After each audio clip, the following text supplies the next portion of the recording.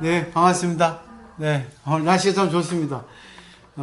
올봄 중에 최고로 이렇게 좋은 날이라면 그렇고, 최고로 좀 기온이 따뜻한 날이라고 이렇게 얘기를 하더라고요. 자, 오늘은 이제 무문관 제36칙 노봉달도라고 하는 공안이에요. 이거는 그 오조법연 스님, 그 밑에 각주를 보면은 오조로 가는 것은 오조산이라고 하는 산이 중국에 있는데, 호북성에 이제 황매현 동북쪽에 있다 하죠. 근데 이제 속칭 동산이라 합니다.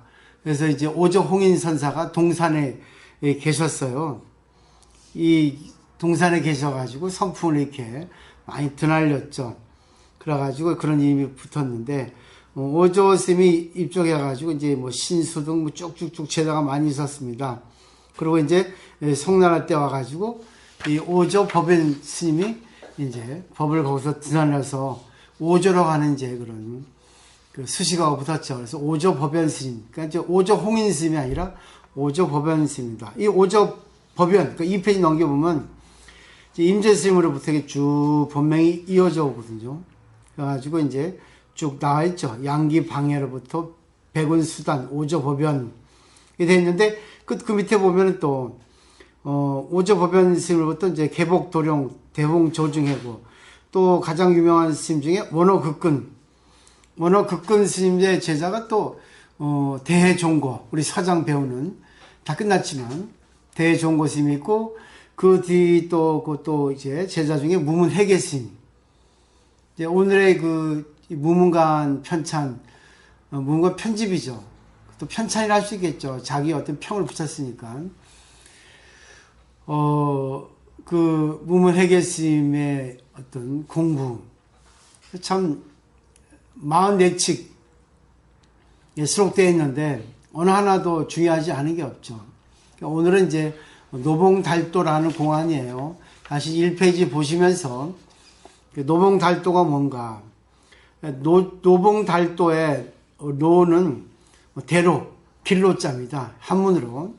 봉자는 우리가 만날 봉자고, 달도는 도에 통달한 사람, 진리를 깨달은 사람을 뜻해요.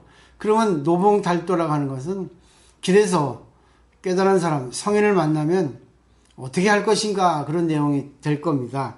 그래서 이제 본문을 보죠. 아주 짧아요. 이 짧은 이 글귀 안에 우리 인생의 모든 것이 들어있다는 거죠. 자, 오조 스님이 말씀하십니다. 오조 법연 스님이 노봉달도인 부장 어묵이에요. 어묵대.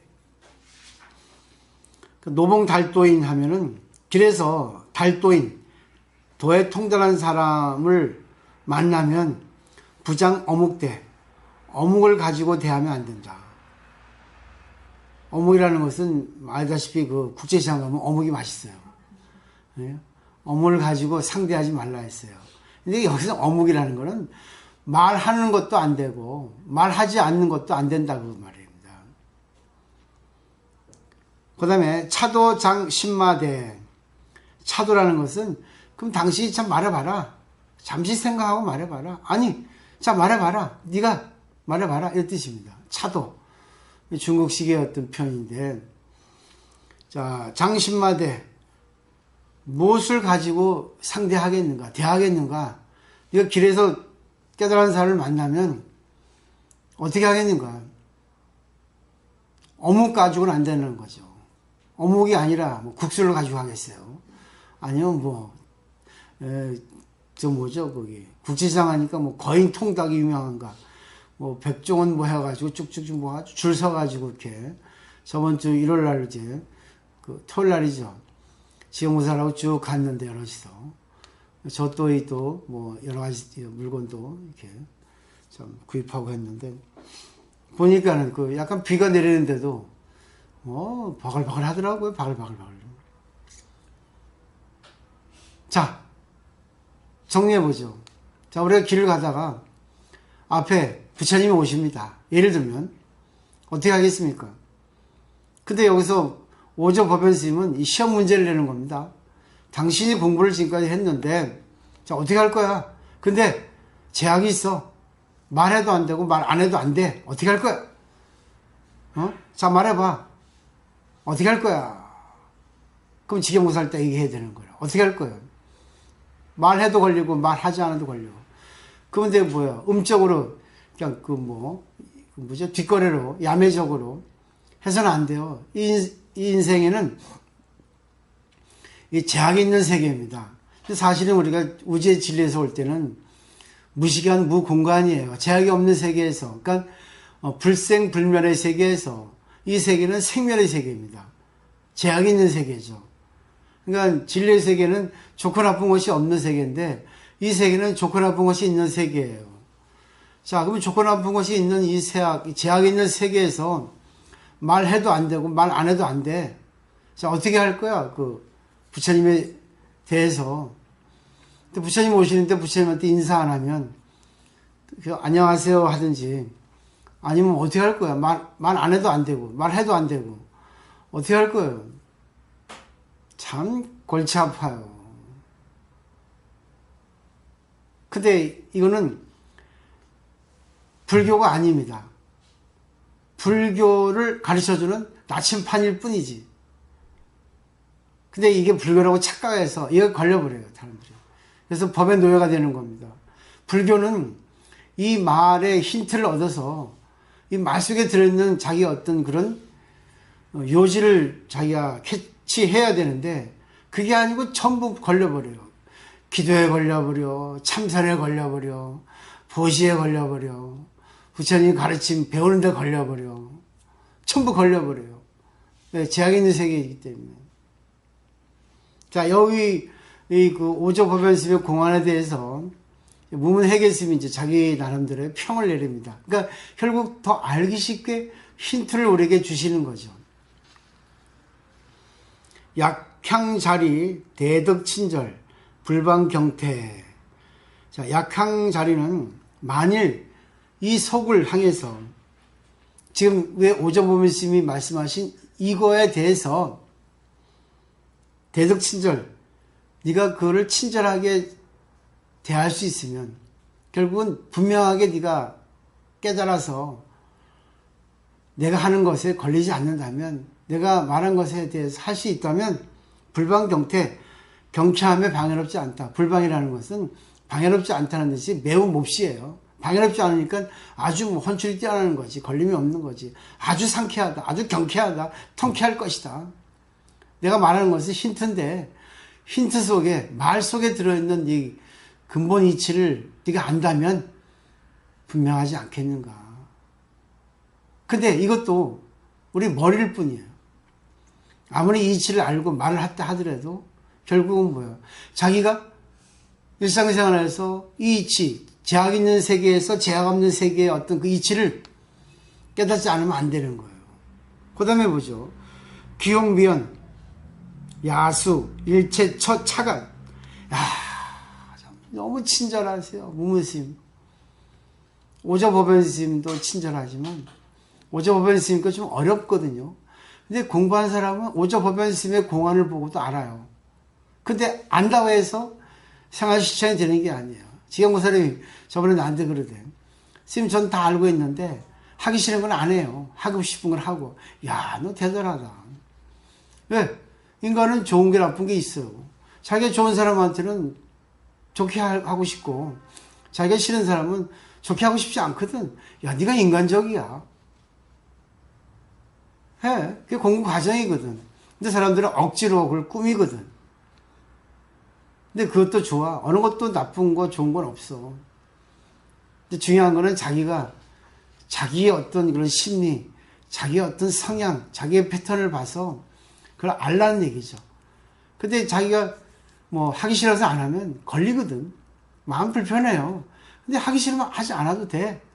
근데 그것이 이제 하루 이틀 이렇게 공부를 해 나가다 보면 익어진다고. 우리가 피아노를 배워요. 근데 악보 보는 법을 압니다. 악보 보는 법을 안다고 피아노 잘 칩니까? 자전거를 탑니다. 자전거 타는 법을 배우고 타요. 자전거 타는 법을 배우고 좀 타도 자전거를 이렇게 자지에 능수능란하게 탈 수 있습니까?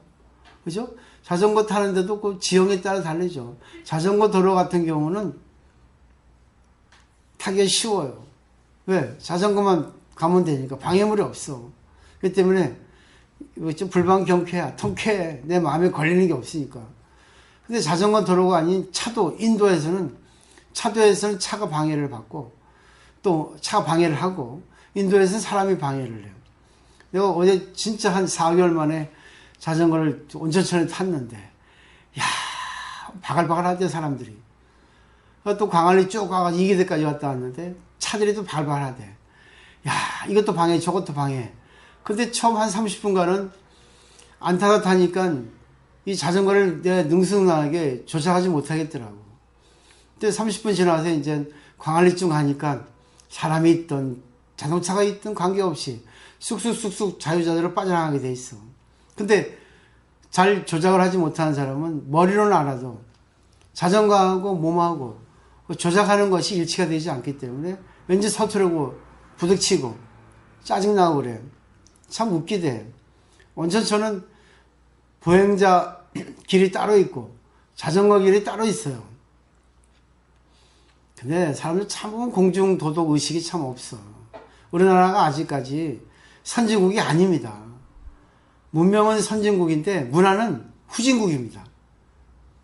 태연히 자전거 길을 갖다 걸고 그것도 셋이 딱 손잡고. 근데 그런 사람들 대부분은 나이 든 사람이고 또 뭐예요? 애들 데리고 온 사람들이에요. 그러니까 이해를 할 수 있어요. 그래서 제가 딴 데 같으면 그냥 갑니다 하고 소리 지를 텐데 딱 기다렸어 뒤에서. 그냥 딱 보더니 미안한가. 어떤 사람 아유 죄송합니다. 네 여기 자전거 길이에요 하고 말았지 부드럽게. 그래서 또 어떤 사람 또 한데 딱 기다리고 있는데 보더니 탁 쳐다보더니 얼굴 삐끗이 보더니 그냥 가버리더라고. 그래서 여러 사람이 있구나. 또 어제 또 온천천 끝나가지고 이제 도로에서 신호대 기다리는데 보행자 신호가 파란불이 켜졌는데 지나가는데 자동차가 그냥 휙 지나가는 거야 그 앞을. 와 깜짝 놀랐어요. 그 옆에 나이 드신 분도 아이고 저거 하더라고. 어느 것이 옳은지 그런지 모르겠어요. 이 세상은 문화라는 게 있거든. 약속이라는 게 있거든요. 근데 선진국일수록 그걸 잘 지킵니다. 유럽이나 특히 일본만 가더라도 상당히 그 공중도덕의식이 강해요. 우리나라 보세요. 가장 대표적인 예로 지하철만 가도 요즘에는 오른쪽에 그 통행을 하잖아. 우측 통행. 옛날에는 좌측 통행했는데 그 때문에 오른쪽으로 가야 되는데 요즘 뭐 젊은 애들도 오른쪽 왼쪽 없이 막 다니듯이 자꾸 하시더라고. 그리고 요즘에 또 핸드폰이 장애를 받는지 핸드폰 아주 보면서 가. 그리고 또 가까이 봐도 비켜주지도 않아요. 어느 게 맞는지 모르겠어요. 종교에서는 두 가지예요. 네가 참아라. 네가 불편을 감수해라. 또 하나는 그 사람에게 친절하게 기분 나쁘지 않을 정도로 인식시켜줘라. 그러니까 공자도 그랬잖아요. 제자들하고 길을 가다가 길가에 오줌 누는 사람을 보고 충고를 했죠. 근데 좀 더 지나가다가 길 가운데에 오줌 누는 사람이 있어요. 그때는 공자가 충고를 하지 않고 그냥 지나갔습니다. 나중에 제자가 아니 왜 말씀 안 하셨습니까? 하니까 공자가 그랬죠. 길가에 누는 사람은 양심이 있다. 공중도덕이 있다. 길 가운데 누는 사람은 그는 뻔뻔이다. 철면피다. 얘기해도 안 듣는다. 이런 식의 말씀하셨어요. 우리도 사람을 보면 알죠. 이 사람한테는 얘기하면 되겠다. 이 사람한테 얘기하면 안 되겠다는 거 알아요. 대충. 그렇지만 공부한 사람은 얼마나 그걸 더 많이 알겠습니까?